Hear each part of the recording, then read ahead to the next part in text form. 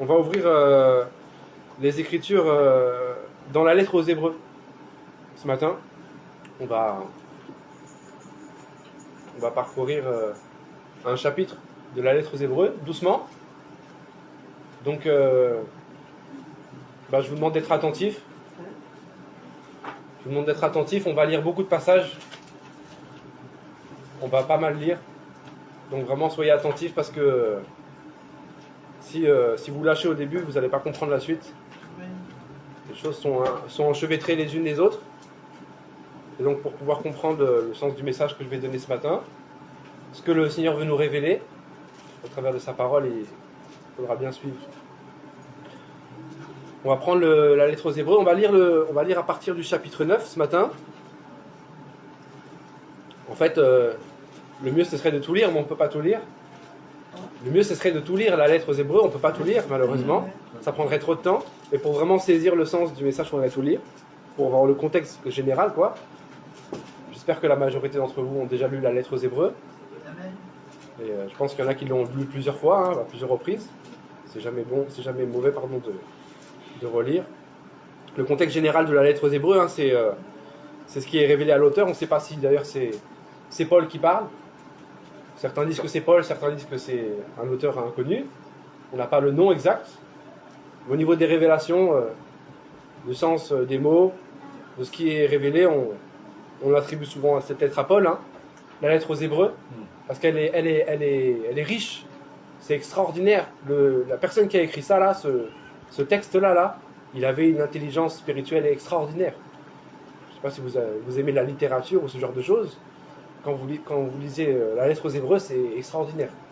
C'est vraiment, il n'y a pas beaucoup de textes comme ça au monde qui existent, et c'est dans la Bible, et il regorge de révélations. La lettre aux Hébreux regorge de révélations sans lesquelles on ne pourrait pas vraiment poser certaines doctrines en fait. On a besoin de cette lettre-là pour affermir notre foi dans pas mal d'endroits. Donc nous on va se cantonner au chapitre 9, en sachant que juste avant, l'auteur il expliquait, il mettait un peu en lumière l'ordre lévitique et l'ordre de Melchisédek. Je ne sais pas si ça parle à certains d'entre vous, ce que je viens de dire. L'ordre lévitique et l'ordre de Melchisédek. Peut-être pour certaines personnes, c'est comme du chinois, là, ce que je dis là. Qu'est-ce qu'il raconte là? C'est pas pour vous embrouiller, c'est vraiment très important. Parce que c'est les deux cultes. C'est les deux seuls cultes qui existent en fait. Agréables à Dieu, ou bien qui ont été agréables à Dieu. Parce qu'il y en a un qui n'est plus, et il y en a un qui est aujourd'hui. C'est les deux seuls cultes au travers desquels on pouvait avoir accès à Dieu. Donc si vous vouliez avoir accès à Dieu, il fallait comprendre ces cultes. Il fallait comprendre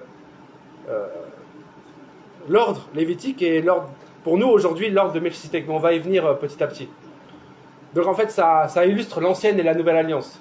Donc c'est pas des choses à mépriser. Si vous voulez connaître Dieu, si vous voulez lui parler et être agréable à Dieu, il faut comprendre ces choses. Si vous ne comprenez pas ces choses, ça va être très compliqué de pouvoir vous approcher de Dieu avec liberté. Amen. Mais moi, je voulais au travers de ce message aussi répondre à une question. J'avais posé une question il y a quelques semaines. Pour ceux qui s'en souviennent, je ne sais pas. Certains n'étaient pas là. C'était sur la messagerie. J'avais posé la question. J'avais dit l'arche de l'Alliance. J'avais dit qu'il y avait deux anges. Vous vous rappelez? Il y a deux anges qui sont sur l'arche de l'Alliance. Pour ceux qui voient à peu près... Vous voyez de quoi je parle quand je parle de l'arche de l'Alliance? Ça vous parle? Ça parle à certains, l'arche de l'Alliance? Ouais. Il y a deux anges qui se trouvent sur l'arche de l'Alliance. Et j'avais posé la question, pourquoi il y a deux anges? Pourquoi Dieu a demandé à bâtir ces deux anges, à sceller ces deux anges, à les tailler? Pourquoi deux anges sur l'arche? L'arche qui représente la présence de Dieu dans l'Ancien Testament, non? Au moment où Moïse était médiateur. Et on va tenter de répondre à cette question-là, ce matin. Pourquoi ces deux anges? Et on ne va pas que répondre à cette question, bien entendu, ce sera plus vaste que ça. Mais c'est pour vous faire suivre au moins une ligne directrice, c'est important. D'accord? Donc je vais lire la lettre aux Hébreux et petit à petit, pas à pas, je vais développer certains points. Pas tout, parce que c'est trop vaste. C'est bien trop riche. Mais petit à petit, on va développer. Donc si vous êtes prêts, on va commencer la lecture à Hébreux chapitre 9. Donc je vais lire la parole de Dieu. Il est écrit: La première alliance avait aussi des ordonnances relatives au culte et le sanctuaire terrestre. Donc le culte dont je parlais à l'instant. Le culte pour Dieu, le culte à Dieu. Un tabernacle fut en effet construit dans la partie antérieure, appelée le lieu saint. Était le chandelier, la table et les pains de proposition. Derrière le second voile se trouvait la partie du tabernacle appelée le Saint des Saints. Je m'arrête juste là un instant pour ceux qui ne sauraient pas de quoi on parle, et puis aussi pour un peu illustrer. Donc à l'époque, Dieu avait demandé à Moïse de fabriquer un tabernacle, une grande tente. Et cette tente, elle était composée de 3 compartiments. Il y avait le parvis, il y avait le lieu saint, et il y avait ce qu'on vient de voir, le Saint des Saints. Donc il y avait 3 zones. On ne va pas donner un message là-dessus, on pourrait parler des heures de ça, mais c'est juste pour vous donner une idée, c'est important. Il y a 3 zones dans cet endroit-là. En fait, ces 3 zones, elles représentent des lieux auxquels l'homme a accès dans sa vie pour être en contact avec Dieu. Et le Saint des Saints représentait le lieu où Dieu descendait pour parler à Moïse. Donc le Saint des Saints, c'était un lieu consacré à Dieu. Le parvis, c'était le lieu où tout le monde pouvait marcher, tout le monde pouvait se déplacer, non ? Il n'y avait pas la porte qui permettait l'entrée dans le parvis, il n'y avait pas de sécurité, il n'y avait pas de laisser-passer, il n'y avait pas de contrôle. Ça représente un peu notre chair dans notre corps, en fait. Ok ? Le lieu saint représente un peu comme notre âme, si vous voulez. Donc tout notre être conscient, toutes nos pensées, notre intelligence, nos émotions, tout ça, c'est représenté par ce qu'on appelle le lieu saint. Je reprends, le corps, c'est le parvis. Parce que le corps, on peut tous le voir, on a tous accès au parvis. On a accès au parvis les uns les autres, non ? Pas besoin d'une autorisation spéciale pour vivre dans le monde physique. Notre âme, c'est le lieu saint. Et dans cette image-là, le Saint des Saints, c'est en fait notre esprit. C'est ce qui est au centre. On sait que Dieu voulait communiquer avec l'homme par son esprit. Il a toujours voulu communiquer à l'homme par son esprit. Et on sait qu'à la chute, avec Adam et Ève, c'est l'esprit qui a été souillé et qui a engendré la souillure de l'âme et du corps. Et Dieu veut rétablir cette connexion avec l'homme par son esprit. Donc l'esprit, ce qui est représenté par le Saint des Saints, c'est ce qui est au centre. Après le Saint et après le parvis. Pourquoi ça ? Parce qu'en fait, Dieu veut nous montrer par là, il veut nous montrer plein de choses, mais surtout essentiellement, je crois, il veut nous montrer que Dieu veut être au centre. Dieu veut être au centre. Dieu veut être dans le Saint des Saints. Dieu veut être dans notre esprit. Dieu veut faire esprit avec notre esprit. Dieu veut être au centre des choses. Qu'est-ce que ça veut dire ? Ça veut dire que Dieu, il est intéressé par être au milieu. Il est intéressé par être au milieu toujours, dans toutes choses. Il veut être au centre de nos décisions. Il veut être au centre de notre foyer. N'est-ce pas ? Il veut être aussi au milieu dans notre travail. Il veut être au centre. Il veut être au centre de notre vision, des choix qu'on fait quotidiens. Dieu, il veut être au centre. Dieu, il est intéressé par toujours être au milieu. Dieu, il n'aime pas être mis à l'écart. Dieu, il n'a rien à faire dans le parvis. Ce n'est pas sa place. Sa place, c'est au centre. Donc quand Dieu est mis à l'écart, quand Dieu est mis sur le côté, il n'est jamais bien. Dieu, il aime bien toujours être au centre. Donc c'est un peu... Pour illustrer ça, pour illustrer ces 3 zones-là, pour vous faire comprendre pourquoi il était question de ces 3 zones. Bien sûr, c'est bien plus complexe que ça, mais c'est juste pour vous donner une image, pour ceux qui ne savent pas de quoi on parle quand on parle du parvis, d'accord ? Donc, retenez bien le Saint des Saints, parce qu'on va y revenir sur le Saint des Saints, on va illustrer ça après, mais d'une manière un peu différente. Le Saint des Saints, c'est le centre, c'est le lieu où Dieu est présent. La présence de Dieu, elle s'illustre dans le Saint des Saints. Donc, il veut parler à notre esprit, communiquer au cœur de l'homme, à nos pensées, pas aux choses futiles. Il veut être au fond de nous. On va lire la suite. Donc au verset 4, il est écrit, je reprends verset 3 pour le contexte, derrière le second voile se tenait la partie du tabernacle appelée le Saint des Saints, qu'on vient de voir à l'instant. Renfermant, donc à l'intérieur de cette partie, l'autel d'or pour les parfums et l'arche de l'alliance. Donc cette fameuse arche de l'alliance dont je parlais à l'instant. L'arche de l'alliance entièrement recouverte d'or. Donc c'était comme un grand coffre. Un grand coffre recouvert d'or. Il y avait dans l'arche, donc à l'intérieur de l'arche, un vase d'or contenant la manne, la verge d'Aaron qui avait fleuri et les tables de l'Alliance. Donc, est-ce que... je pense que ça parle à la majorité d'entre vous, non, ces 3 éléments. Un vase d'or contenant la manne, je répète, hein, la verge d'Aaron qui avait fleuri, donc pas n'importe quelle verge, celle qui a fleuri, et les tables de l'Alliance. Donc chacun de ces éléments, ils ne sont pas à l'intérieur de l'arche par hasard. Cette arche-là, je répète, c'était l'endroit qui symbolisait la présence de Dieu sur terre. Donc la terre dans sa globalité, dans l'univers, il faut bien voir les choses de manière générale. Hein. Faut dézoomer pour après zoomer. C'est important des fois de dézoomer pour voir la gloire de Dieu. Donc dans la galaxie tout entière, dans l'espace tout entier, dans toutes les constellations qui existent là, il y a une planète, la planète Terre, notre planète, là, celle que Dieu a créée ici. Dans cet endroit, il y avait un pays que Dieu a instauré, Israël.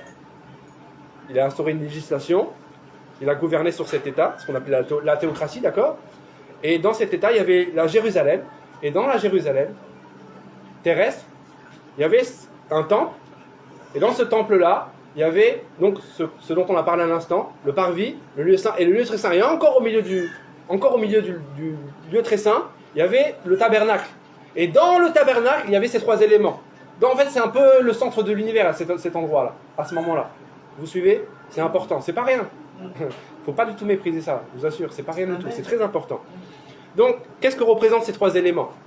On va le voir. Donc la manne, qu'est-ce qu'elle préfigure? On sait que la manne, c'était ce qui avait été utilisé par Dieu pour nourrir les enfants d'Israël pendant qu'ils étaient en voyage, non? Pendant ces 40 ans, ils ont voyagé, ils ont traversé le désert. Dieu miraculeusement les nourrissait avec la manne, une nourriture miraculeuse qui faisait tomber du ciel. Et ils pouvaient se nourrir avec cette nourriture. Elle préfigure la parole pour nous, parce qu'on se nourrit de la parole de Dieu, n'est-ce pas? Chaque jour. Donc, Jésus dans Jean chapitre 6, nous parle de la manne. Je vais lire Jean chapitre 6 à partir du verset 31. Jean chapitre 6 à partir du verset 31, je lis. C'est le Seigneur qui parle. Il dit, « Nos pères ont mangé la manne dans le désert. » Donc ce que je vous disais à l'instant. « Selon ce qui est écrit, il leur donna le pain du ciel à manger. » Ça, c'est ce qui s'est passé dans le passé. Jésus leur rappelle le passé. Jésus leur dit, verset 32, « En vérité, je vous le dis, Moïse ne vous a pas donné le pain du ciel, mais mon Père vous donne le vrai pain du ciel. Car le pain de Dieu, c'est celui qui descend du ciel et qui donne la vie au monde. » Ils lui dirent, « Seigneur, donne-nous toujours ce pain. » Jésus leur dit, « Je suis le pain de vie. Celui qui vient à moi n'aura jamais faim, et celui qui croit en moi n'aura jamais soif. » Donc Jésus nous rappelle ici que c'est lui en fait le pain de vie. C'est lui la vraie manne. Donc cette manne-là de l'époque, elle était juste une image, mais on va y venir sur les images. Elle était juste quelque chose qui nous montre qu'un vrai pain allait venir, et Jésus est ce pain. Donc quand on parle de l'arche de l'Alliance, ce vase qui contient la manne, en fait ça préfigure la nourriture, ça préfigure la parole de Dieu, ça préfigure une partie de ce qu'est Jésus. Parce que Jésus est plus que ça encore. La suite, on l'a vu ces 3 éléments. Le deuxième, vous vous souvenez du deuxième?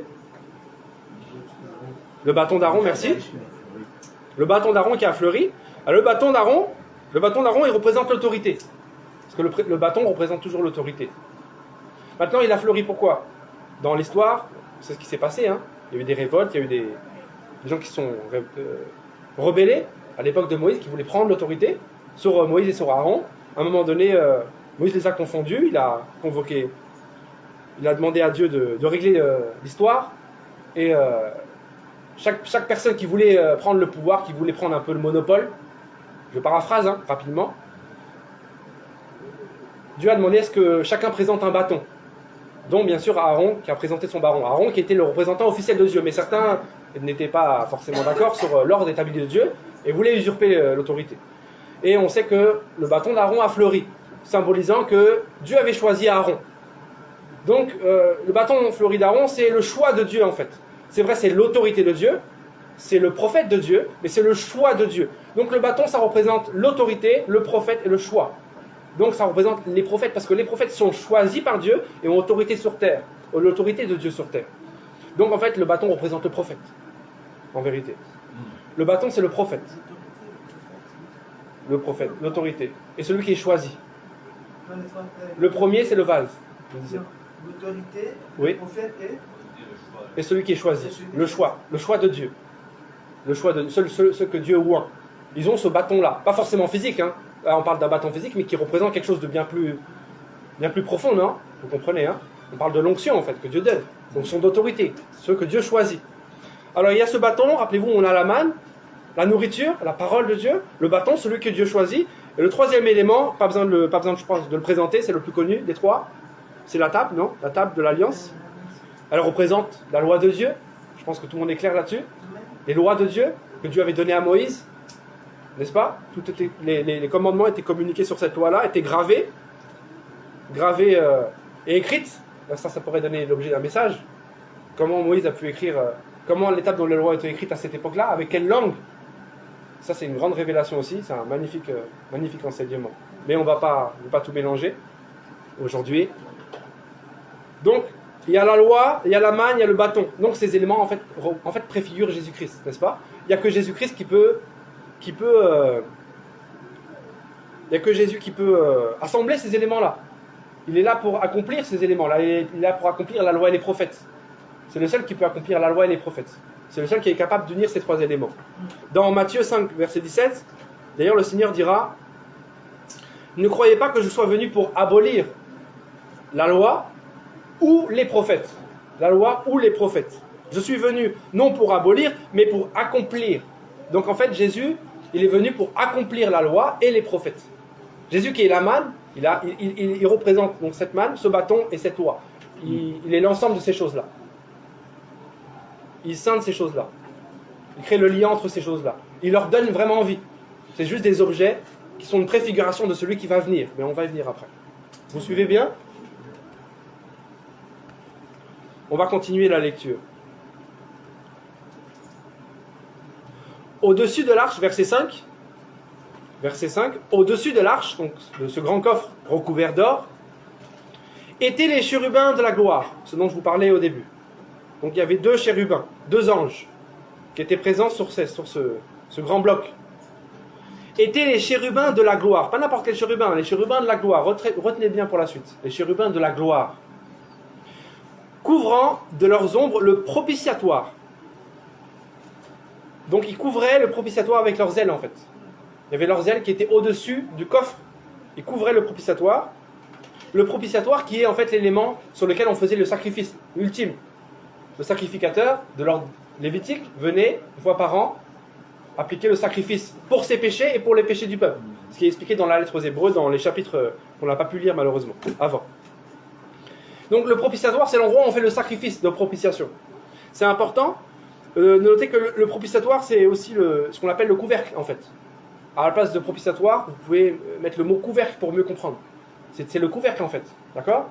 Donc c'est en même temps le couvercle et en même temps le lieu où on fait le sacrifice. Le sacrifice ultime. Parce qu'il y a beaucoup de sacrifices dans la loi que Dieu a instaurée.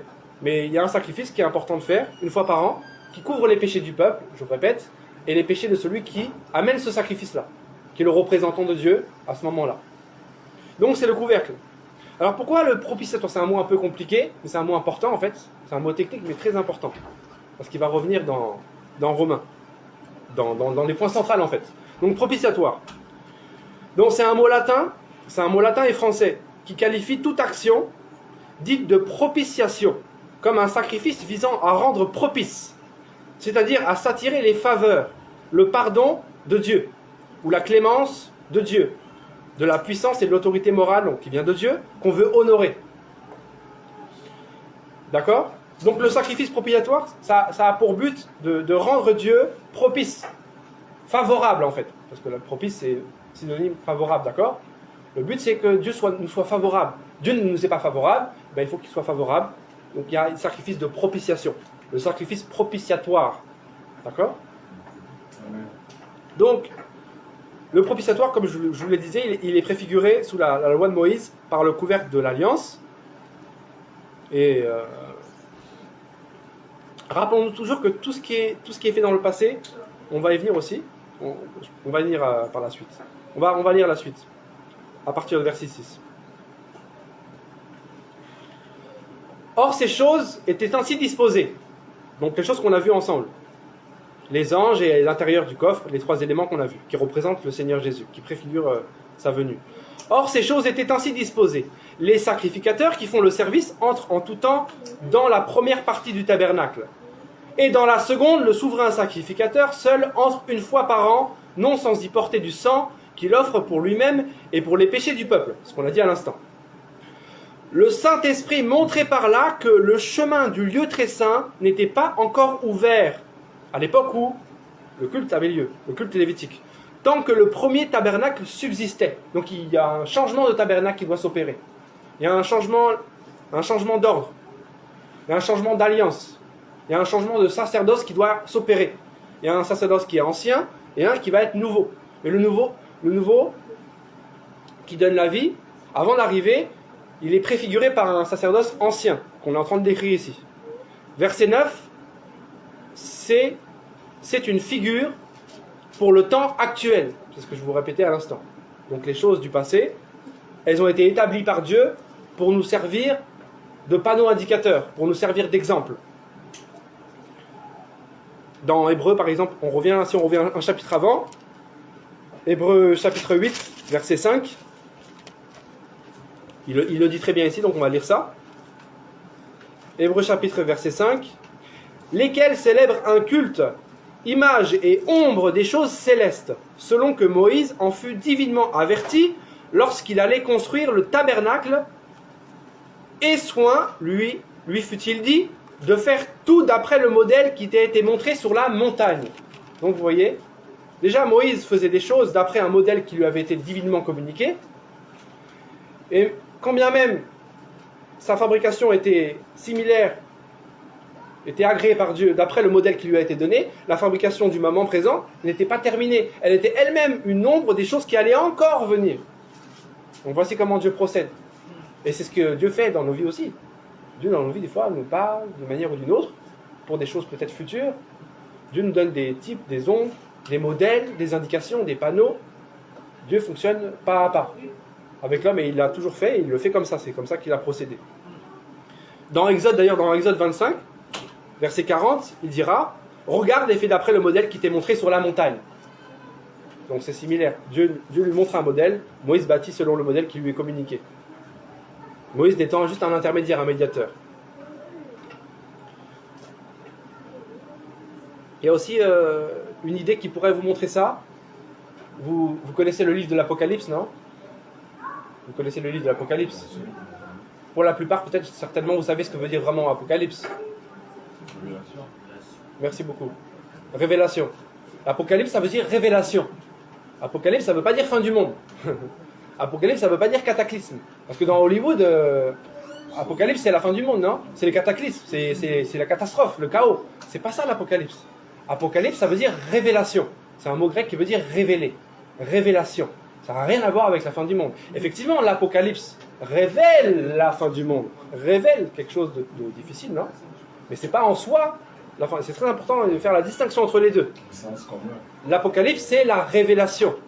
Donc c'est ce dont on parle là. Dieu révèle les choses pas à pas. Dieu révèle. L'Apocalypse, le mot grec, je vous donne un exemple. Ça pouvait avoir plusieurs significations. Il y en a une qui était couramment utilisée à l'époque, quand les artistes, à l'Antiquité, faisaient des œuvres d'art, notamment des statues, ce genre de choses. Ils avaient leurs grandes statues. Vous savez les grandes statues qu'ils aimaient faire à l'Antiquité, non ? Peu importe les peuples, ils aimaient faire ça.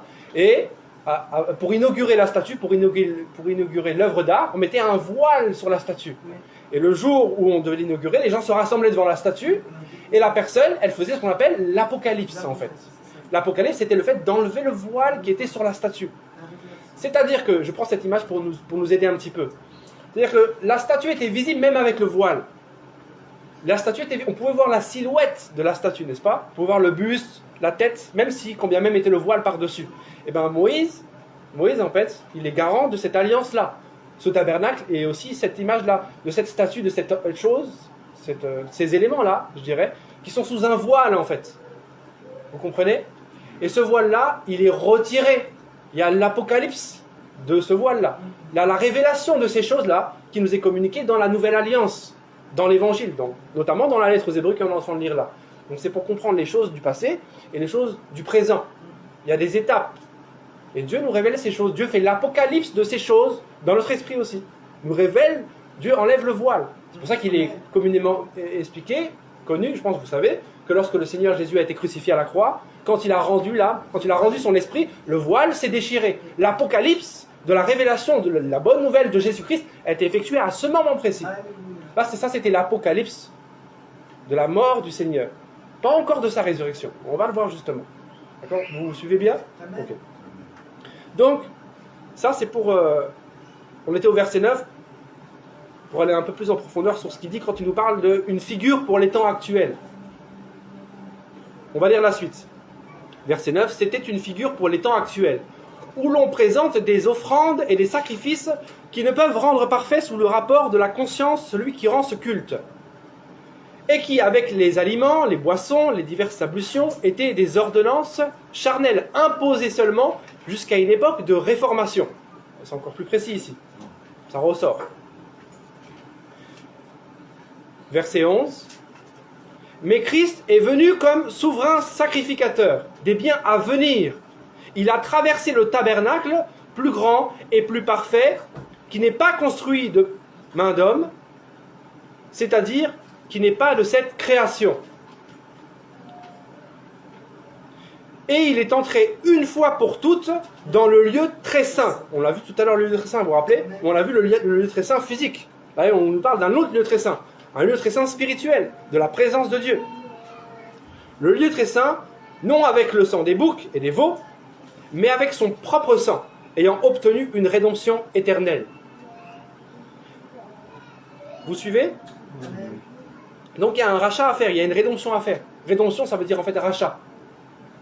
C'est important. La rédemption, c'est le rachat, pour simplifier les choses, pour nous aider à comprendre.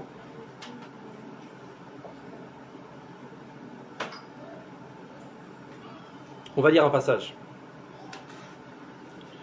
Pour un peu illustrer ça, parce qu'il faut savoir que l'homme doit être racheté. Pour comprendre ces passages-là. L'homme à l'époque devait être racheté. L'homme n'était pas racheté. Il a été illustré ici, on parle de sacrifices de boucs, de taureaux, de béliers, etc. C'était des sacrifices pour apaiser Dieu. N'est-ce pas? Ce qu'on appelle la miséricorde. Dieu passe. Le temps passe. Voilà.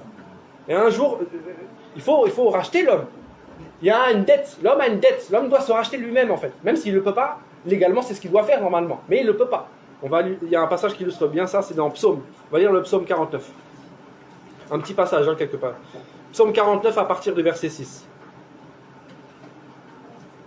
Psaume 49 à partir du verset 6. Voici la condition de tous les hommes sans Dieu. Je lis. Il est écrit: ils ont confiance en leurs biens et se glorifient dans leur grande richesse. Ils ne peuvent se racheter l'un l'autre. Ils ne peuvent se racheter l'un l'autre, ni donner à Dieu le prix du rachat. Le rachat de leur âme est cher et n'aura jamais lieu. Le rachat de leur âme est cher et n'aura jamais lieu. Ils ne vivront pas toujours, ils n'éviteront pas la vue de la fosse. Tous les hommes sont amenés un jour à la fosse. Mais avant la fosse, il faut que l'homme soit racheté. L'homme ne peut pas se racheter lui-même. Le prix du rachat est impossible. Le prix du rachat, c'est un prix éternel. C'est un prix qu'on ne peut pas quantifier. Pierre nous parle qu'on n'a pas été racheté avec de l'or, ni de l'argent. Mais le Seigneur nous a rachetés. Dans Romains chapitre 3, dans Romains au chapitre 3, verset 24, il est écrit: et ils sont gratuitement justifiés par sa grâce, donc ceux qui ont placé leur foi en l'œuvre de la croix et de la résurrection, en l'œuvre du Seigneur. Ils sont gratuitement justifiés par sa grâce, par le moyen de la rédemption qui est en Jésus-Christ. Vous voyez? Par le moyen de la rédemption, donc le moyen de rachat. Donc Dieu a trouvé un moyen pour nous racheter. Le moyen, c'est lui. Il s'est offert. On va y venir. Donc c'est juste pour bien comprendre de quoi on parle quand on parle dans Hébreux.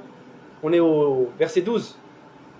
Il est entré une fois pour toutes dans le lieu très saint, non avec le sang des boucs et des veaux, mais avec son propre sang, ayant obtenu une rédemption éternelle. Amen. Il a obtenu ce rachat éternel. Il est apte pour racheter les hommes. Il a payé le prix pour racheter l'homme. Et il a placé ce prix du rachat devant Dieu. Verset 13. Car si le sang des taureaux et des boucs et la cendre d'une vache répandue sur ceux qui sont souillés sanctifie et procure la pureté de la chair, combien plus le sang de Christ, qui par un esprit éternel s'est offert lui-même sans tache à Dieu, purifiera-t-il votre conscience des œuvres mortes, afin que vous serviez le Dieu vivant. Afin que vous serviez le Dieu vivant. Et c'est pour cela qu'il est le médiateur d'une nouvelle alliance, afin que, la mort étant intervenue pour le rachat des transgressions commises sous la première alliance, ceux qui ont été appelés reçoivent l'héritage éternel qui leur a été promis. C'est ce qu'on disait à l'instant. C'est ce qu'on disait à l'instant. Vous vous rappelez que Dieu a été patient. Dieu passait par les sacrifices qui représentaient le vrai sacrifice, l'agneau. Dieu passait, année par année. Dieu était patient. Il y a le temps de sa patience. Il y a un temps où Dieu attendait. On va lire pour Romains, dans Romains chapitre 3. On va quand même appuyer ça avec les Écritures. C'est important. Comme ça, on va faire le parallèle entre Romains et Hébreux. Romains chapitre 3.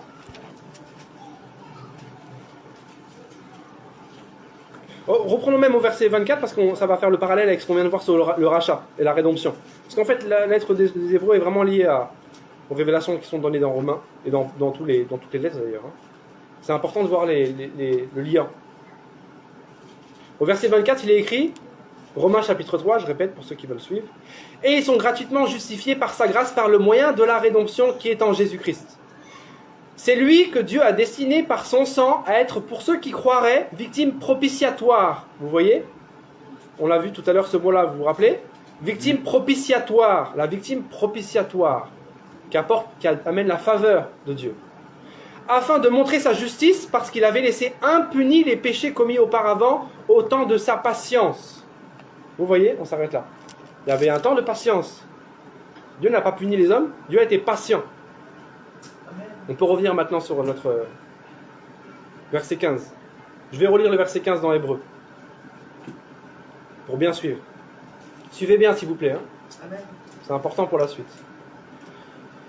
Et c'est pour cela qu'il est le médiateur d'une nouvelle alliance, afin que la mort étant intervenue pour le rachat des transgressions commises sous la première alliance, ceux qui ont été appelés reçoivent l'héritage éternel qui leur a été promis. On vient de lire la même chose à l'instant. Verset 16. Car là où il y a un testament, il est nécessaire que la mort du testateur soit constatée. Ça, c'est très important. Soulignez bien ce passage dans votre esprit. Il est nécessaire que la mort du testateur soit constatée. On va y venir au travers de ce message-là. Donc, retenez bien cet endroit. Verset 17. Un testament, en effet, n'est valable qu'en cas de mort, puisqu'il n'a aucune force tant que le testateur vit. C'est logique. Logique, non ? Voilà pourquoi c'est avec du sang que même la première alliance fut inaugurée. Moïse, après avoir prononcé devant tout le peuple tous les commandements de la loi, qu'est-ce qu'il a fait ? Il a inauguré l'alliance. Il a inauguré l'alliance par le sang. Moïse, qu'est-ce qu'il a fait ? Après avoir prononcé devant tout le peuple tous les commandements de la loi, écoutez bien, suivez bien, prit le sang des veaux et des boucs, donc le sacrifice, avec de l'eau, de la laine écarlate et de l'hysope, et il fit l'aspersion sur le livre lui-même, donc le livre de la loi, et sur tout le peuple, sur tout le monde, sur tous ceux qui sont consacrés, tous ceux qui sont présents, tous ceux qui veulent participer à ce testament, à cette alliance. Ceci est le sang de l'alliance que Dieu a ordonné pour vous. Le sang de l'alliance, le sang de la première alliance qui a été fait avec les hommes au travers de ce qui s'est déroulé à cet instant-là. Donc ça, c'est l'officialisation. Je pense que certains éléments peut-être vous parlent un petit peu. On va voir ces éléments un par un pour voir à quoi ils ressemblent, parce qu'il y a eu un autre testament, et donc il est nécessaire de constater la mort du testateur. Nous savons que nous sommes sous cette nouvelle alliance, et cette nouvelle alliance est représentée par notre Seigneur, le Seigneur Jésus. Et à la croix, il s'est passé certains éléments similaires, qui doivent être similaires, pour que l'alliance soit valide, parce que la première a été instituée par Dieu. Dieu ne change pas, Dieu institue de la même manière sa nouvelle alliance avec les mêmes éléments. On va retrouver ces mêmes éléments. On va les voir un par un. Donc l'eau et le sang. Ça commence par l'eau et le sang. Le sang du sacrifice, n'est-ce pas? Dans 1 Jean chapitre 5, 1 Jean chapitre 5 verset 6, il est écrit: c'est lui, Jésus-Christ, qui est venu avec de l'eau et du sang. Il est venu avec de l'eau et du sang. Non avec l'eau seulement, mais avec l'eau et avec le sang. Et c'est l'Esprit qui rend témoignage, parce que l'Esprit est la vérité. Donc l'Esprit témoigne que Jésus vient avec l'eau et le sang. Rappelez-vous, Moïse a institué les commandements, ça a commencé par l'eau et le sang. Jésus aussi arrive avec l'eau et le sang. Pour le sang, on le comprend, non? Le sang, son sang a coulé, non? On a vu son sang couler. Hein. On peut rapidement imaginer ça, non? Et pour l'eau, je rappelle un épisode, pour ceux qui n'auraient pas suivi. Jean chapitre 19, versets 33 à 34. S'étant approché de Jésus, et le voyant déjà mort, ils ne lui rompirent point les jambes, mais un des soldats, donc un soldat romain, lui perça le côté avec une lance, et aussitôt il sortit du sang et de l'eau. L'inauguration de cette alliance arrive avec le sang et l'eau, de la même manière que ça a été effectué avec Moïse. Je répète. On a l'hysope. Vous avez lu à l'instant l'hysope, non? Oui.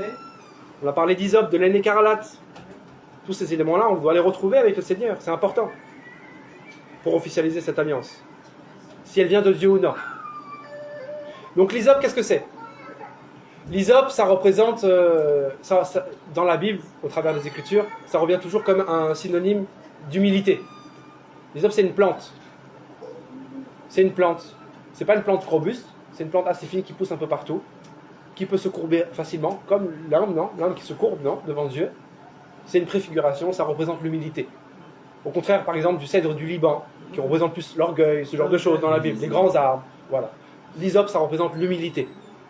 Donc, il fallait venir avec humilité pour inaugurer cette alliance. Jésus est l'humble des humbles, non?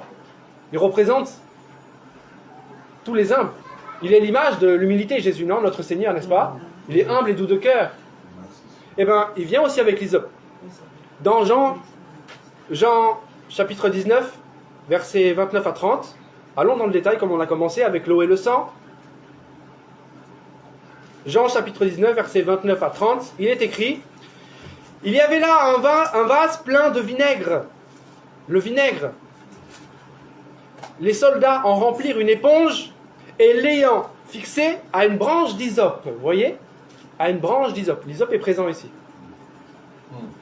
Ils l'approchèrent de sa bouche. Quand Jésus eut pris le vinaigre, il dit: tout est accompli. Et baissant la tête, il rendit l'esprit. Ça aussi, ça a une grande signification profonde. Sans entrer dans les détails, le vinaigre, c'est un peu la coupe. Ça représente la coupe que le Seigneur doit boire. La coupe dont il parle, quand il parle dans Gethsémane, quand il prie, le Père, n'est-ce pas? Il parle de la coupe. Il prie avec difficulté et finalement, il la boira, cette coupe.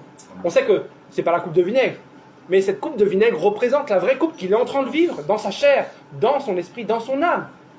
N'est-ce pas? Donc, il la prend avec humilité. C'est l'hysope qui traduit, qui amène cette coupe. Le vinaigre rentre par l'hysope. N'est-ce pas? La coupe est prise avec humilité, avec obéissance. Donc, l'hysope est présent. Rappelez-vous, on a vu le sang, on a vu l'eau, tous ces éléments. On va continuer pour la suite. On nous parle de pourpre. On nous parle d'écarlate. On nous parle d'une couleur qui un peu se traduit par un rouge fort. Il y a plusieurs synonymes à cette couleur-là. Donc la laine écarlate. Il faut qu'on retrouve la laine écarlate.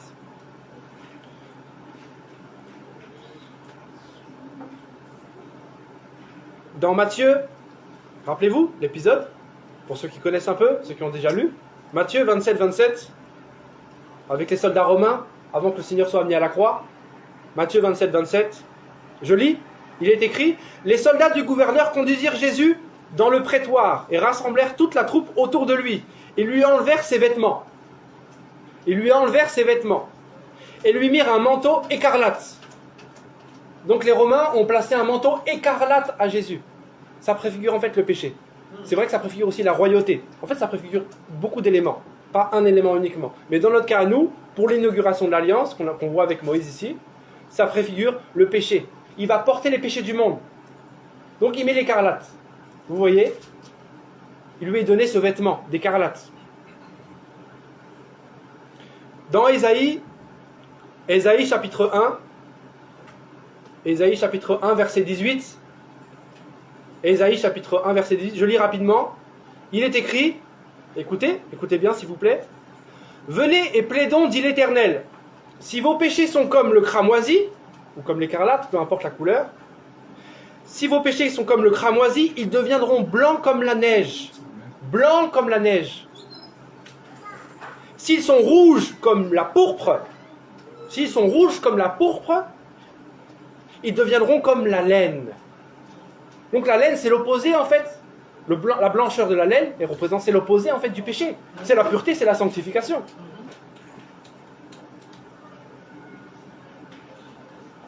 On va relire alors ce passage. Ce verset 19. On va le relire avec tous ces éléments en tête, d'accord? Pour qu'il ait plus de sens pour nous. Verset 19. Je rappelle, on est chapitre 9 d'Hébreux. Oui. Verset 19. Moïse, après avoir prononcé devant tout le peuple tous les commandements de la loi, prit le sang des veaux et des boucs avec de l'eau. Avec de l'eau. De la laine écarlate. Vous voyez, on a la laine ici, non? Oui. Vous voyez la laine qui revient? La laine écarlate. Donc elle a été aspergée. Et de l'hysope. Et il fit l'aspersion sur le livre lui-même et sur tout le peuple en disant: ceci est le sang de l'alliance que Dieu a ordonné pour vous. Donc de la même manière, Dieu ordonne une nouvelle alliance à la mort du Seigneur, à la croix. L'ordonnance est annoncée. Verset 21.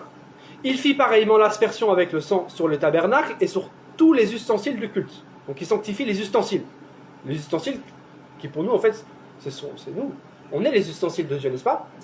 On est les membres de l'Église. On est les membres de son corps. N'est-ce pas? On est les bras, les jambes, les yeux. On est les ustensiles. C'est nous qui sommes sanctifiés par le sang. C'est nous. On est chacun des ustensiles différents.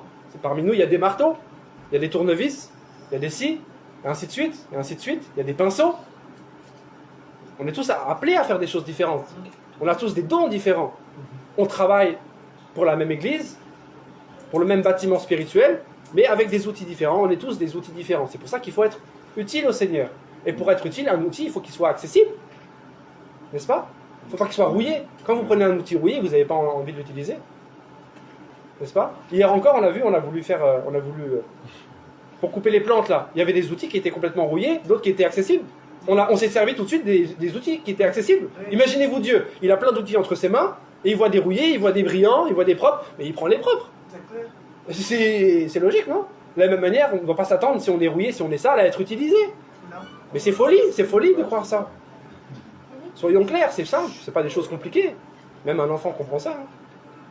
Donc vous voyez, qu'est-ce qui s'est passé? Le sang a aspergé et a sanctifié tous les ustensiles. De la même manière, nous sommes aussi sanctifiés par le sang du Seigneur. 22. Et presque tout d'après la loi est purifié avec du sang. Là, c'est un verset que tout le monde connaît. Répétez et répétez, on va le lire. Et sans effusion de sang, il n'y a pas de pardon. Donc il faut que le sang coule. Il fallait que le sang coule pour qu'il y ait pardon. Donc le sang du Seigneur a coulé. Et le pardon est disponible maintenant. Il n'est pas encore donné, retenez bien. Il est disponible à la croix. Il était disponible, mais il n'est pas encore accordé. Il y a un élément qui doit arriver, très important. On va lire la suite quand même du chapitre, c'est important. On va revenir après ici. Verset 23. Il était donc nécessaire, puisque les images des choses qui sont dans les cieux devaient être purifiées de cette manière, que les choses célestes elles-mêmes le fussent par des sacrifices plus excellents que cela. Car Christ n'est pas entré dans un sanctuaire fait de main d'homme, et imitation du véritable, mais il est entré dans le ciel même, afin de comparaître maintenant pour nous devant la face de Dieu. Et ce n'est pas pour s'offrir lui-même, plusieurs fois qu'il y est entré, n'est-ce pas? Comme le souverain sacrificateur entre chaque année dans le sanctuaire avec du sang étranger. Autrement, il aurait fallu qu'il eût souffert plusieurs fois depuis la création du monde. Tandis que maintenant, à la fin des siècles, il a paru une seule fois pour abolir le péché par son sacrifice. On l'a vu, le rachat. Et comme il est réservé aux hommes de mourir une seule fois, après quoi vient le jugement. Donc il est réservé aux hommes de mourir une seule fois, qu'on ne vous trompe pas. Après quoi vient le jugement. De même, Christ qui s'est offert une seule fois pour porter les péchés de plusieurs, apparaîtra sans péché une seconde fois à ceux qui l'attendent pour leur salut. Ça, c'est l'objet d'un autre message. C'était pour terminer le chapitre, pour comprendre le contexte de où on est en ce moment. J'espère que vous suivez. Amen. Donc, on voit que le Seigneur doit être le sacrifice. Donc il est un peu à l'image de tous ces sacrifices qui ont été effectués avant. Ces sacrifices de bêtes. Non ? Il est l'agneau. C'est pour ça que dans Jean, vous savez, au début de son ministère, quand Jésus apparaît, Jean fait une déclaration sur Jésus. N'est-ce pas ? Merci beaucoup. Voici l'agneau de Dieu qui ôte le péché du monde. Merci ma sœur. Voici l'agneau de Dieu qui ôte le péché du monde. Voici l'agneau qui va arriver, qui va enlever le péché. Donc, dans Exode aussi, Exode verset 12, Exode chapitre 12, verset 5, pardon, il est écrit que ce sera un agneau sans défaut. Les agneaux qui étaient faits étaient des agneaux sans défaut. On devait contrôler, il y avait un contrôle des bêtes, n'est-ce pas ? Ceux qui avaient des défauts, on les mettait de côté. Dieu accepte uniquement l'agneau sans défaut. Donc Jésus est l'agneau, mais en même temps il est l'agneau sans défaut. Mais il fallait une vérification, n'est-ce pas ? Il fallait que des hommes vérifient. On l'a vu tout à l'heure, il fallait que, de la même manière, il fallait que le testament la mort du testateur soit constatée, vous vous rappelez ? Il faut toujours constater, il faut un témoignage. Il faut constater la mort, il faut constater l'état de l'agneau, il faut un témoignage d'homme. N'est-ce pas ? Oui. Donc il faut la vérification de l'agneau sans défaut, et le sacrifice, il doit être agréé par Dieu lui-même, pas par les hommes. Parce que nous on est prompt à agréer plein de choses, mais est-ce que Dieu les agrée aussi ? Est-ce que Dieu agrée certaines choses ? Nous on est rapide à agréer. Est-ce que Dieu agrée ? Donc il y a le témoignage de l'homme, mais il y a aussi le témoignage de Dieu. C'est important, des fois on oublie ça. Donc vous allez comprendre. Parce que dans la loi qui est donnée aux hommes, Dieu met vraiment l'accent sur ce point-là, sur le témoignage. Je vais lire un passage, dans Deutéronome, quand la loi est instaurée. Deutéronome, chapitre 19, verset 15. Vous allez voir. C'est vraiment important. Deutéronome, chapitre 19, verset 15. Il est écrit « Un fait ne pourra s'établir que sur la déposition de 2 ou de 3 témoins. » N'est-ce pas ? Donc ça, c'est une règle avec Dieu. Et ça reviendra tout le temps. Dans 1 Timothée, par exemple, on voit que Paul avait cette mentalité-là. Ces gens-là comprenaient ça. C'était ancré en eux, dans leur mentalité, dans leur manière de vivre, dans leur manière de voir les choses, de prendre leurs décisions. Dans 1 Timothée 5, il est écrit, c'est Paul qui s'adresse à Timothée, il lui dit « N'accepte pas d'accusation contre un ancien, si ce n'est sur la déposition de 2 ou 3 témoins. » Donc pour eux, il était clair qu'un fait, je dis bien un fait, devait s'établir sur la base de 2 ou 3. Au moins 2 témoins. Donc il faut le témoignage. Il reprendra dans 2 Corinthiens, chapitre 13, verset 1, « Toute affaire se réglera sur la déclaration de 2 ou 3 témoins. » Donc ça revient souvent au travers des Écritures. Quand on voit en détail, il faut ces témoins-là pour que quelque chose soit agréé, accepté. Donc la loi impose au moins 2 témoins. Et Dieu doit se soumettre aussi à sa propre parole. La parole que Dieu donne aux hommes, Dieu se soumet à sa parole. On le sait, non ? Dieu est soumis à sa propre parole parce qu'il a décidé de se soumettre à sa parole. Non pas qu'il le devait, il l'a décidé lui-même, parce qu'il est souverain. Donc Dieu aussi doit nous amener des témoins. Dieu doit témoigner sur la base de 2 ou 3 témoins de la véracité, de la mort, de l'agneau parfait, sans défaut, et de la suite. Et on va le voir. Et c'est là, on va revenir à notre fameuse question. Pourquoi ces 2 chérubins de l'arche de l'Alliance ? Et là, je pense que vous commencez un peu à comprendre déjà. On parle de témoignage, on parle de témoins, et on va commencer à comprendre pourquoi ces 2 chérubins. On va revenir pour comprendre maintenant comment elle a été instaurée, on va même aller dans Exode, à Exode chapitre 25. On peut aller aussi à Exode 37, mais on va rester à Exode 25, c'est suffisant. Exode chapitre 25. Pourquoi il y a 2 chérubins sur l'arche de l'Alliance qui contiennent donc ces 3 éléments qui symbolisent le Seigneur Jésus? On a vu tout à l'heure la manne qui représente le pain de vie, le bâton qui représente celui qui est choisi, et la table de l'alliance qui représente la loi de Dieu. Toutes ces choses sont contenues dans l'arche, et sur cette arche, il y a 2 chérubins.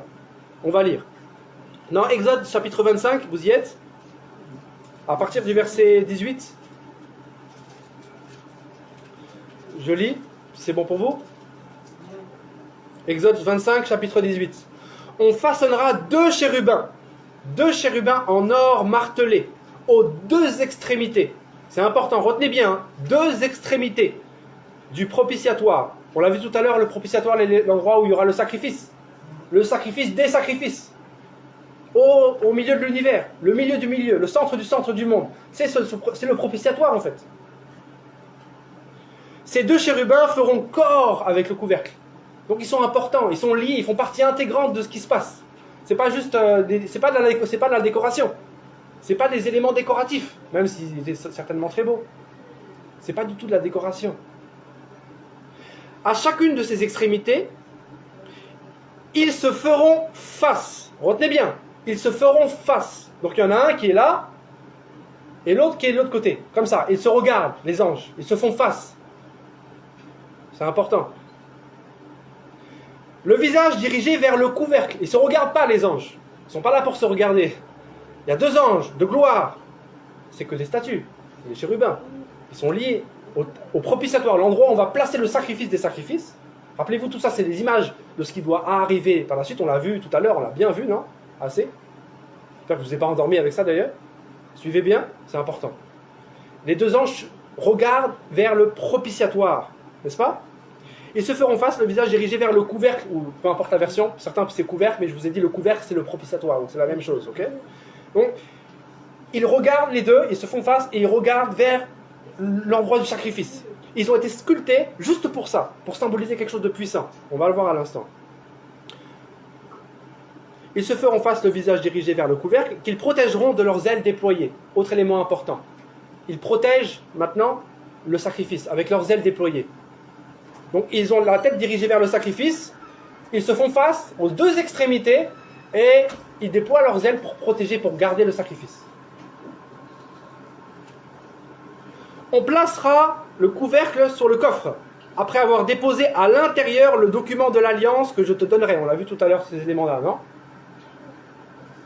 C'est là que je me manifesterai à toi. Écoutez bien, c'est là que je me manifesterai à toi. C'est cet endroit-là, il n'y a pas d'autre endroit où Dieu se manifeste. À ce moment-là de l'histoire, n'est-ce pas? C'est là que je me manifesterai. C'est là qu'il y a la présence de Dieu. C'est là que la présence est la plus palpable. C'est là qu'il est au milieu des milieux. Rappelez-vous, le Saint des Saints, c'est le milieu. C'est là qu'il est au milieu. On est au milieu du milieu, là.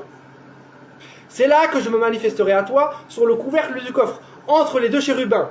C'est de là que je te donnerai tous les ordres concernant les Israélites. Mais on a parlé de témoins. Vous êtes d'accord? On l'a vu Deutéronome, non? Tout fait doit être déclaré, approuvé sur la base de 2 ou 3 témoins. Et nous devrions en faire autant d'ailleurs. Dieu se soumet à sa propre parole. Mais est-ce que ça a du sens pour vous, ces 2 statues? Est-ce que des statues peuvent être témoins? Dites-moi. Est-ce que des statues inanimées peuvent être témoins de quoi que ce soit? Vous pouvez répondre à la question, hein, c'est une question simple. Non. Vous êtes tous d'accord, non? Les statues ne peuvent pas être témoins. Pourtant, elles sont les témoins. Elles ont été là pour témoigner du sacrifice.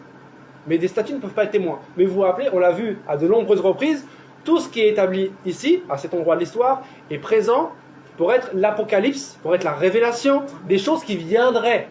Donc ces anges doivent être présents aussi. Ils ne sont pas là pour la déco. Ils représentent exactement tout ce qui va se dérouler. On a vu que, rappelez-vous, quand l'inauguration de l'Alliance a été effectuée, Moïse s'est servi du sang, de l'eau, on a vu l'hysope, non? N'est-ce pas? On a vu tous ces éléments, on a vu la laine, on a vu le cramoisi, on a vu pas à pas que Jésus a accompli toutes ces choses-là, point par point, sans en manquer aucun. De la même manière, point par point, il doit manquer aucun point. Ces anges sculptés qui font partie intégrante de l'arche doivent être présents aussi dans le futur. Alors pour comprendre tout ça et pour réunir un peu tout ce qu'on a dit, on va aller dans Jean. Et là, vous allez ouvrir les yeux. On va aller dans Jean. À partir du... Jean...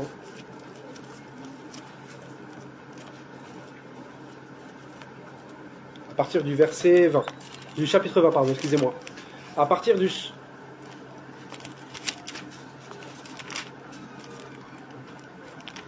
À partir du chapitre 20.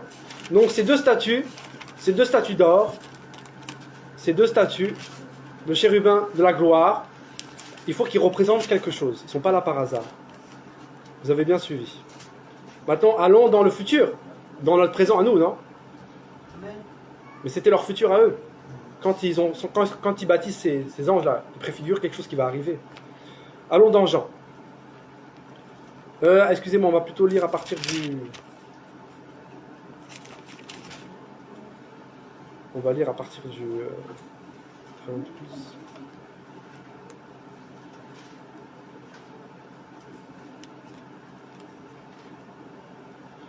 Ouais, 19, 31. Oui, c'est bon, chapitre 19, excusez-moi. Hein. À partir du verset 31, on va lire. Donc suivez bien. Hein.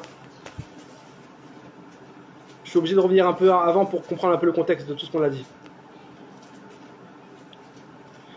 Donc il est écrit, verset 31. Dans la crainte que les corps ne restassent sur la croix pendant le sabbat, car c'était la préparation, et ce jour de sabbat était un grand jour, les Juifs demandèrent à Pilate qu'on rompît les jambes aux crucifiés et qu'on les enlevât. Ce qui nous ramène à la fameuse lance pour l'eau et le sang, non? Les soldats vinrent donc et rompirent les jambes au premier, puis à l'autre qui avait été crucifié avec lui. S'étant approchés de Jésus, et le voyant déjà mort, ils ne lui rompirent pas les jambes, mais un soldat lui perça le côté avec une lance, et aussitôt il sortit du sang et de l'eau. Celui qui l'a vu en a rendu témoignage, et son témoignage est vrai, et il sait qu'il dit vrai, afin que vous croyiez aussi. Ces choses sont arrivées, afin que l'écriture fût accomplie. Aucun de ces os ne sera brisé. Et ailleurs, l'écriture dit encore, ils verront celui qu'ils ont percé. Après cela, Joseph d'Arimathée, qui était disciple de Jésus, mais en secret, par crainte des Juifs, demanda à Pilate la permission de prendre le corps de Jésus, et le permit. Il vint donc et prit le corps de Jésus. Nicodème, qui auparavant était allé de nuit vers Jésus, vous vous rappelez, vint aussi apporter un mélange d'environ 100 livres de myrrhe et d'aloès. Ils prirent donc le corps de Jésus et l'enveloppèrent de bandes avec les aromates, comme c'est la coutume d'ensevelir chez les Juifs. Donc ils préparent le corps du Seigneur. Or, il y avait un jardin dans le lieu où Jésus avait été crucifié. Et dans le jardin, un sépulcre neuf, où personne encore n'avait été encore mis. C'est un sépulcre qui est taillé dans la roche. On sait aujourd'hui, par la tradition, nous avons que c'est un sépulcre qui est taillé dans la roche, dans la pierre, dans le calcaire en fait. Donc il y avait un sépulcre prêt, neuf, taillé, et ils ont placé le corps du Seigneur dans ce sépulcre, dans la roche, placé sur un bloc de pierre. Vous savez, un grand bloc de pierre. Vous voyez un peu? Un grand bloc de pierre rectangulaire qui était comme ça, incrusté dans le calcaire. Ils ont placé le corps du Seigneur qui était embaumé, n'est-ce pas, avec les bandes. Ils l'ont placé comme ça, sur ce grand rectangle de bloc. Verset 41. Or, il y avait un jardin dans le lieu où Jésus avait été crucifié. Et dans le jardin, un sépulcre neuf où personne encore n'avait été mis. Ce fut là qu'ils déposèrent Jésus à cause de la préparation des Juifs, parce que le sépulcre était proche. Chapitre 20. Le premier jour de la semaine, Marie de Magdala se rendit au sépulcre, dès le matin, comme il faisait encore obscur, et elle vit que la pierre était ôtée du sépulcre. Vous connaissez tous cet épisode. Elle courut vers Simon-Pierre et vers l'autre disciple, que Jésus aimait, et leur dit, « Ils ont enlevé du sépulcre le Seigneur, et nous ne savons pas où ils l'ont mis. » Pierre et l'autre disciple sortirent et allèrent au sépulcre. Ils couraient tous deux ensemble, mais l'autre disciple courut plus vite que Pierre et arriva le premier au sépulcre. S'étant baissé, il vit les bandes qui étaient à terre, cependant il n'entra pas. Simon-Pierre, qui le suivait, arriva et entra dans le sépulcre. Il vit les bandes qui étaient à terre et le linge qu'on avait mis sur la tête, de Jésus, sur la tête de Jésus, non pas avec les bandes, mais plié dans un lieu à part.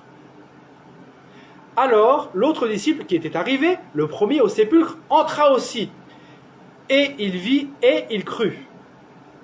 Car il ne comprenait pas encore que, selon les Écritures, Jésus devait ressusciter des morts Jésus doit ressusciter. Et les disciples s'en retournèrent chez eux. Suivez bien ici, les deux derniers versets. Suivez bien, vous allez avoir la réponse à la question. Verset 11. Cependant, Marie se tenait dehors, c'est Marie qui aura la révélation, Marie se tenait dehors, près du sépulcre, et pleurait. Comme elle pleurait, elle se baissa pour regarder dans le sépulcre. Elle se baisse, elle regarde à l'intérieur, n'est-ce pas? Et elle vit, qu'est-ce qu'elle voit? Verset 12, vous suivez? Et elle vit deux anges, vêtus de blanc, assis à la place où avait été couché le corps de Jésus. L'un à la tête et l'autre aux pieds. Vous avez bien lu? Marie, elle arrive, elle rentre. Elle voit le sépulcre, elle voit le bloc. Elle voit un linge, certainement. Et là, elle voit deux anges. Il est écrit très précisément, merci au Seigneur pour ce passage, il est écrit que il y avait un ange qui était à la tête du corps, de là où se trouvait le corps, et un ange qui était aux pieds. Est-ce que vous suivez? Il y a un ange à la tête, un ange aux pieds. Les deux sont aux deux endroits de là où était placé le Seigneur. Voici les deux témoins. Donc c'est deux chérubins en fait, qui sont juste une image de ce qui allait se dérouler dans le tombeau. Donc grâce à ce passage-là, on peut comprendre, on peut savoir ce qui s'est déroulé même quand la pierre a été placée. Quand la pierre a été placée, là il y a eu le noir, n'est-ce pas? Là c'est un lieu qu'on ne peut pas toucher. C'est ce qu'on appelle donc le Saint des Saints. Parce que tout ce qui a été fait dans le passé représente le futur. Donc le Seigneur a été déposé sur le propitiatoire, le sacrifice, l'agneau parfait, l'agneau de Dieu sans défaut, a été placé là. Et là les anges sont arrivés maintenant à l'intérieur du tombeau. Et la lumière est arrivée, n'est-ce pas? Ils sont placés un à la tête, un aux pieds. Et là qu'est-ce qu'ils ont fait les deux anges? Ils ont placé leurs ailes au-dessus du corps, au-dessus du Seigneur, au-dessus du sacrifice. Ils ont placé leurs ailes, ils ont couvert Jésus, le roi de gloire. Et là qu'est-ce qu'ils ont fait? Ils ne se sont pas regardés. Ils se sont pas regardés.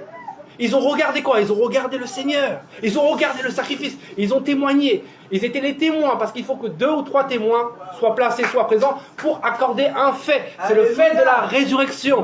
De la résurrection. Parce que les humains étaient d'accord que le Seigneur est mort. Amen. Les Romains étaient d'accord, ils l'avaient planté, n'est-ce pas? Oui. Marie aussi, la mère, non? Jean aussi était présent. D'autres témoins. Beaucoup de femmes étaient témoins que le Seigneur est mort. Mais ce sont les témoignages humains. Il fallait que maintenant Dieu soit témoin. Parce que c'est Dieu qui doit agréer le sacrifice. C'est Dieu qui doit dire d'accord. C'est Dieu qui doit dire l'agneau là est sans défaut. À l'époque, un sacrificateur pouvait prendre l'agneau avec un défaut et le passer. Mais là, non. C'est Dieu qui doit vérifier la fiabilité du sacrifice pour le rachat. Pour racheter nos âmes. Le grand Seigneur est venu, il est rentré. Ils l'ont placé là. Donc rappelez-vous, ils se sont fixés, ils ont regardé là. Mais rappelez-vous les passages qu'on a vus maintenant. Ils vont peut-être un peu plus vous parler dans Exode. On a vu que cet endroit-là, il fallait qu'il y ait ce témoignage-là, mais il fallait qu'il y ait la présence de Dieu. N'est-ce pas? La présence de Dieu se manifestait là. Dieu dit à Moïse que c'est là que je vais te parler, c'est là que je me manifesterai. C'est dans cet endroit précis-là. C'est dans cet endroit du monde où Dieu va se manifester, va manifester sa gloire. C'est ce qu'on appelle la résurrection. On parle de la puissance, mais on va y venir. Mais juste, je reviens d'abord sur le témoignage. On va lire un passage important. Parce que je vous dis des choses, mais il faut que je l'appuie avec les Écritures. Dans Luc 24, on va lire juste Luc 24.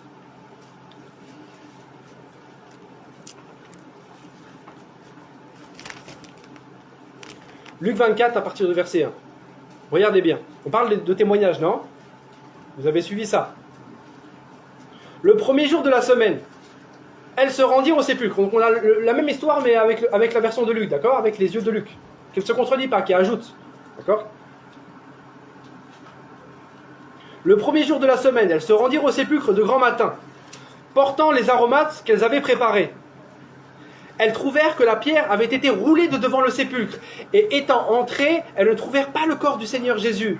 Comme elles ne savaient que penser de cela, voici 2 hommes leur apparurent, en habits resplendissants. Donc les 2 anges, n'est-ce pas?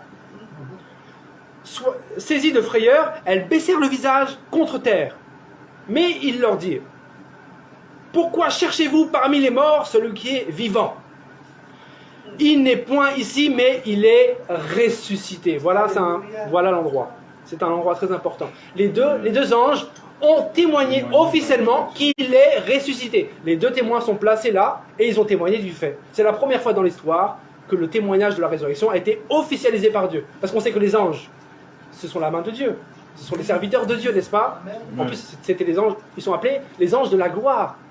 C'est pas n'importe quel ange qui était placé là. Ils ont eu le privilège, parmi les myriades d'anges, Dieu a sélectionné 2 anges précis pour être présents à ce moment-là, pour voir la chose la plus extraordinaire du monde. Amen. Vous vous rendez compte? Et ils ont parlé à ces 2 femmes qui étaient les premières à entendre le témoignage glorieux de Dieu au travers de ces anges. Voici, il est ressuscité. Alléluia. Le témoignage est établi sur la base de 2 ou 3 témoins. Dieu est fidèle à sa parole. Dieu se plie à sa propre parole. Alléluia. Vous voyez?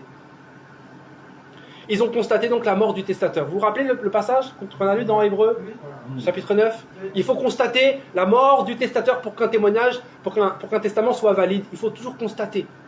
Le testament a été constaté à cet endroit-là précis. Les anges ont constaté la mort du testateur. La mort du testateur, c'était le Seigneur. C'est lui. C'est lui l'alliance. Alléluia. Donc ils sont les 2 témoins de la résurrection, n'est-ce pas? Amen. Et je reviens à ce qu'on disait à l'instant. Dans Exode 25, on l'a lu tout à l'heure, Exode 25, mais maintenant regardez bien. Exode 25, verset 22, il est écrit: c'est là que je me manifesterai sur le couvercle du coffre, ou bien sur le propitiatoire, tout dépend de vos versions. Donc c'est là que Dieu va se manifester. Dieu va manifester sa gloire, sa puissance. C'est pour ça que dans Romains 3, versets 25 à 26, Romains 3, 25, 26, je lis, il est écrit: c'est lui que, donc le Seigneur Jésus, n'est-ce pas? C'est lui que Dieu a destiné par son sang à être pour ceux qui croiraient victime propitiatoire. Voici la compréhension du mot là, dans Romains. Il est la victime qui nous donne la faveur de Dieu, afin de montrer sa justice parce qu'il avait laissé impunis les péchés commis auparavant. J'arrête là parce qu'on a vu ce passage tout à l'heure. Vous vous rappelez? Dieu passait parce qu'il savait qu'un jour il allait manifester sa justice, sa gloire, au travers du sacrifice. D'accord? Dans ce Saint des Saints terrestre, n'est-ce pas? Parce qu'il y a le vrai Saint des Saints céleste. On l'a vu tout à l'heure. Le Seigneur place le sang, amène son sang au travers du voile. Mais le vrai Saint des Saints terrestre, en fait, c'est le tombeau, c'est plus le temple. Ce qui était fait dans le temple, c'était pour symboliser ce qui allait arriver vraiment, en réalité. Donc, rappelez-vous, on a ces 2 anges qui se regardent l'un et l'autre. Ils se font face, mais ils ne se regardent pas. Ils regardent le Seigneur, ils regardent le sacrifice. Et ils couvrent de leurs ailes. Ils protègent le Seigneur, n'est-ce pas? La gloire est présente. La gloire de Dieu maintenant va se manifester à cet endroit-là. On va lire un passage. Vous savez que, avant de lire ce passage-là, vous savez que, on va lire dans les psaumes des prophéties qui parlent en fait de cet endroit-là. Que le Seigneur m'a ouvert les yeux, j'avais jamais vu ces choses-là. Je vais vous les lire. Vous savez que David, il était roi, mais vous savez qu'il était aussi un prophète, n'est-ce pas? Oui. Vous savez ça qu'il est prophète? Oui. Il est prophète de Dieu. Oui. Vous savez tout ça, non? C'est important. On va lire dans les psaumes alors. Parce que les psaumes, en fait, font beaucoup de prophéties. C'est vrai qu'il y a des chants, il y a des exhortations, des encouragements, mais il y a quantité de prophéties, en fait, dans les psaumes. Quand David parle de lui, il ne parle pas de lui, en fait. Il parle du Seigneur qui va arriver. Oui. Et c'est important, c'est pour ça que j'insiste que David est un prophète. Dans le livre des Actes, je ne lis pas le passage, dans chapitre 2, 29, j'avais lu ça, j'avais noté ça. Vous savez, ce passage où il y a ce grand discours, où... La mort d'Étienne. Merci beaucoup, merci ma soeur, tu suis bien. Après ça, Il est établi que David est un prophète. On ne sait jamais si quelqu'un douterait de ce fait. Il est établi dans les Écritures. Allons maintenant dans les prophéties, dans les psaumes. Donc on va lire dans les psaumes. On va lire dans les psaumes. Psaume 61. Maintenant, peut-être que ces passages auront plus de sens pour les uns et les autres. Psaume 61.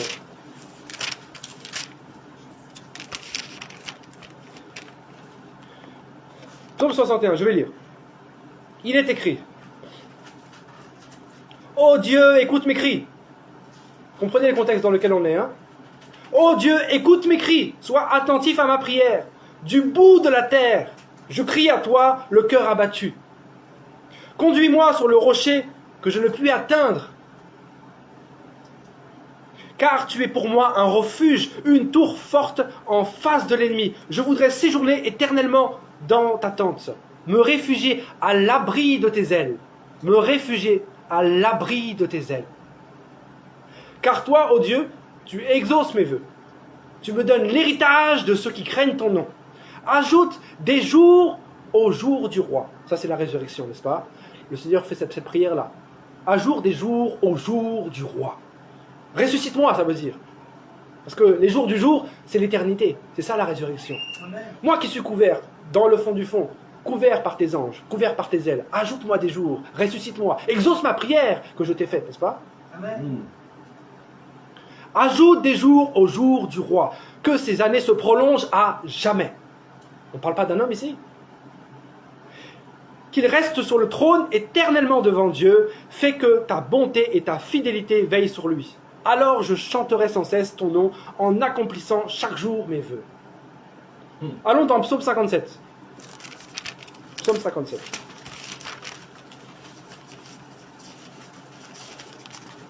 Merci Seigneur Jésus-Christ.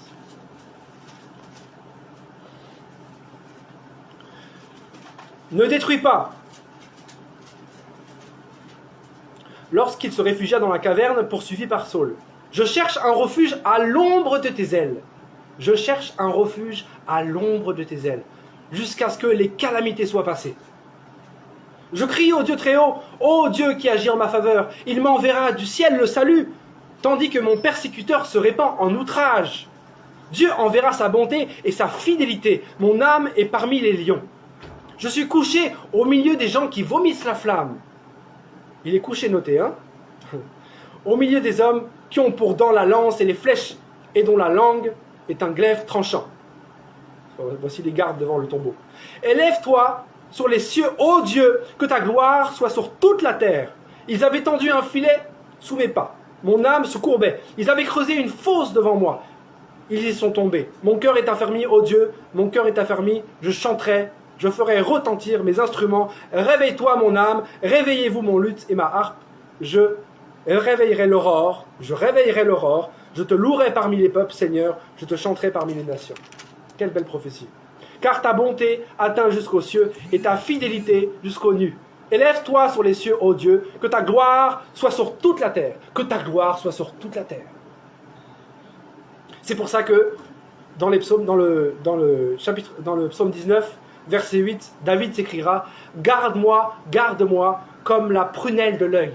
Garde-moi comme la prunelle de l'œil, protège-moi sous l'ombre des ailes. » Les anges sont arrivés dans le Saint des Saints, ils ont protégé le sacrifice avec leurs ailes, qui étaient agréées par Dieu. Amen. Et là, Dieu a pu se manifester. Dieu a pu prolonger les jours. Dieu a prolongé ses jours. C'était la prière, le prolongement des jours pour l'éternité, n'est-ce pas? Ésaïe 53, 9-10. Ésaïe 53, des passages qu'on connaît bien, mais qu'on reprend. Tout ça, ce sont des passages qu'on connaît. Ésaïe 53, verset 9. On a mis son sépulcre parmi les méchants, son tombeau avec le riche, quoiqu'il n'eût point commis de violence, et qu'il n'y eût point de fraude dans sa bouche. Il a plu à l'Éternel de le briser par la souffrance. Vous avez vu? Il a plu à l'Éternel de le briser par la souffrance. Justice est faite. Après avoir livré sa vie en sacrifice pour le péché, il verra une postérité et prolongera ses jours. N'est-ce pas? La prière est exaucée. Il prolongera ses jours. On sait de qui on parle là. Et l'œuvre de l'Éternel prospérera entre ses mains. Vous voyez, la gloire de Dieu était bien présente. Les chérubins sont gardés et la gloire de Dieu est arrivée. Dans 1 Pierre 1 Pierre 1 à partir du verset 11. Regardez. Toutes ces choses sont écrites avec un objectif, avec un but. Il n'y a pas de hasard avec Dieu. 1 Pierre chapitre 1 verset 11. Voulant sonder l'époque et les circonstances marquées par l'Esprit de Christ qui était en eux, et qui attestait d'avance les souffrances de Christ et la gloire, suivez bien, et la gloire dont elle serait suivie, la gloire présente dans ce tombeau-là. Il leur fut révélé que ce n'était pas pour eux-mêmes, les prophètes, n'est-ce pas, de l'ancien temps, mais pour vous, qui étaient les dispensateurs de ces choses qui vous ont été annoncées maintenant, ceux qui vous ont prêché l'évangile par le Saint-Esprit, envoyé du ciel, et dans lesquels les anges désirent plonger leur regard. Les anges de la gloire désiraient plonger leur regard dans cet endroit glorieux. Ils ont vu le premier-né d'entre les morts. N'est-ce pas? Les Écritures nous parlent du premier-né d'entre les morts. Le premier. Ils ont vu le premier-né d'entre les morts arriver. Ils ont plongé leur regard à cet endroit-là. Ils avaient été conçus même pour plonger leur regard à cet endroit-là. Et pour témoigner de cette gloire présente dans cet endroit. Dans le vrai Saint des Saints terrestre. Dans le tombeau. Exode 25. Et je me trouverai là. C'est un rappel. Exode 25. Je me trouverai là. Je me trouverai là. Romains chapitre 8. On revient à chaque fois au chapitre 8, aux Romains. Et si l'esprit de celui qui a ressuscité Jésus habite en vous, celui qui a ressuscité Christ rendra aussi la vie à vos corps mortels par son esprit qui habite en vous. Vous voyez, l'esprit était présent. C'est cet esprit-là qui a ressuscité le Seigneur. Il est présent aussi en nous. Cette gloire-là, elle est aussi disponible. Les Écritures en attestent. On doit ouvrir les yeux sur ces choses pour comprendre. Nous savons que le Seigneur a été ressuscité. Souvent, on parle de sa mort à la croix. Quand on fait la prédication, quand on fait l'évangélisation, quand on parle aux perdus, on parle aux gens de la mort, non? Il est mort à la croix, il a été crucifié, il pardonne tes péchés. Ce sont des choses vraies. On ne ment pas. Mais on doit aussi parler de la résurrection. La mort sans la vie, ça ne sert à rien. La vie aussi sans la mort au préalable ne sert non plus à rien. Les deux sont importants. La mort et la vie. La mort du Seigneur et sa résurrection. Le Seigneur a dû attester la mort et la résurrection. On doit parler de la résurrection du Seigneur.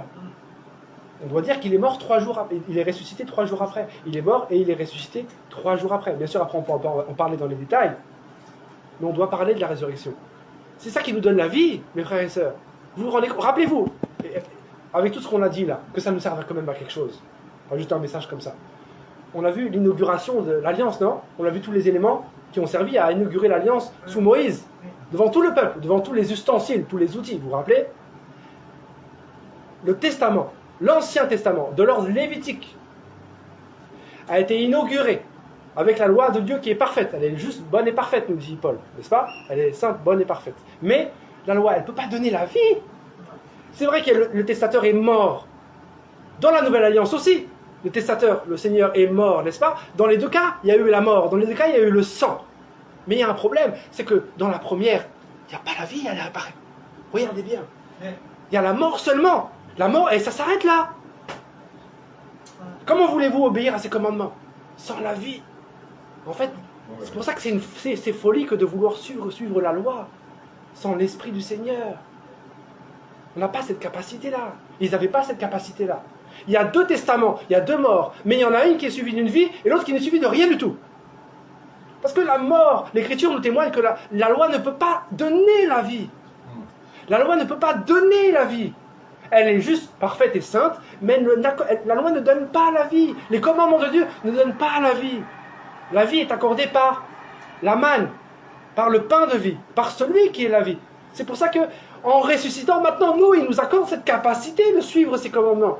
Il nous accorde cette capacité de marcher dans sa vie. Vous voyez, il y a 2 ordonnances, mais elles sont bien différentes. Il y a celle de Lévi et celle de Melchisédek. On n'a pas vu en détail, mais toute la lettre aux Hébreux traite de cet aspect-là. Mais c'est important de voir cet élément-là, très important. Merci Seigneur qui nous accorde la vie. Il est le premier-né d'entre les morts, et donc nous aussi, maintenant, nous pouvons être ressuscités. Nous pouvons marcher en esprit et vie. L'esprit et vie qui est en Jésus-Christ, nous dit Romain, n'est-ce pas? La loi de l'esprit et vie qui est en Jésus-Christ. Il y a une nouvelle loi, une nouvelle ordonnance, un nouveau sacerdoce, un nouveau sacrifice, un nouveau médiateur, un nouveau nom, le nom par lequel on peut être sauvé, le seul nom par lequel tous les âmes peuvent avoir la vie. Et on était présent avec lui. On va lire un passage.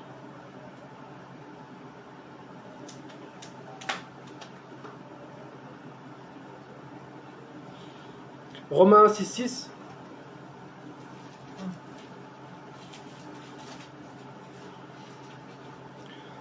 Romains 6.6. Pour s'identifier à ce qui s'est déroulé dans ce tombeau. Romains 6.6. Sachant que notre vieil homme a été crucifié avec lui. Ça c'est la croix, n'est-ce pas? Notre vieil homme, nous là, pas les autres, pas ton voisin, pas ton frère, pas ta soeur, pas tes parents, toi, notre vieil homme, ton vieil homme a été crucifié avec lui, afin que le corps du péché fût détruit, pour que nous ne soyons plus esclaves du péché. Ça c'est la mort, n'est-ce pas? Colossiens chapitre 2 verset 12. Colossiens chapitre 2 verset 12, je répète. Ayant été ensevelis avec lui. Donc nous aussi on est rentré dans ce tombeau. Nous aussi on est rentré. Nous aussi on a été couchés. Nous aussi on a été le propitiatoire. Nous aussi on est identifié dans ce tombeau, dans cet endroit-là. Nous aussi la gloire de Dieu est venue sur nous. Ayant été ensevelis avec lui par le baptême, vous êtes aussi ressuscités en lui et avec lui. Nous pouvons nous identifier à cette œuvre glorieuse. On peut s'identifier à cette vie et marcher avec cette vie-là.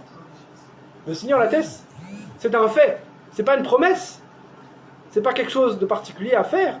C'est un fait établi par Dieu. À nous d'avoir la foi. Donc, au tombeau, le Seigneur est ressuscité, mais nous sommes aussi ressuscités. Au tombeau, l'autorité a été restaurée. Au tombeau, les anges, les chérubins ont été témoins que la dignité a été redonnée aux hommes à cet endroit-là. Les anges étaient témoins que les hommes ont retrouvé l'autorité. Au tombeau,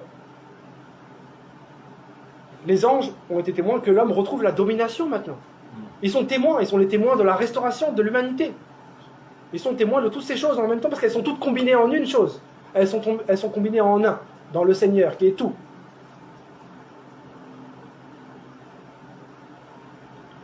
C'est pourquoi dans Romains chapitre 12, le Seigneur nous dit au travers de la bouche de Paul, je vous lis encore deux passages, ça me rendra attentif si je vous dis qu'il en reste que deux. Romains chapitre 12, verset 1, s'il vous plaît. Je vous exhorte donc, frères, par les compassions de Dieu, à offrir vos corps comme un sacrifice vivant. En vous rappelant de ce qu'on parlait quand on parlait de l'instrument, rappelez-vous, les ustensiles, les instruments, rappelez-vous toutes ces choses, tout ce qu'on a dit là. Prenez tout en même temps. Je vous exhorte donc, tout frères, par les compassions de Dieu, à offrir vos corps comme un sacrifice vivant, saint, agréable à Dieu, ce qui sera de votre part un culte raisonnable. Pourquoi? Parce que nous sommes ressuscités. Parce que nous lui appartenons. Voilà pourquoi c'est raisonnable. Parce que si on vit différemment, on vit en discordance complète avec notre réelle identité. Parce qu'on était présent aussi dans celui-là. On était aussi là, dans le propitiatoire. Et si on vit différemment que ce fait établi, on vit dans le faux. On vit dans le mensonge, dans l'erreur, dans la mort. On n'est pas coordonnés.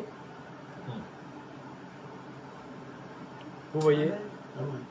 Je vous lis on va prendre un dernier passage pour clore le message. Un dernier passage. On va aller dans 1 Pierre.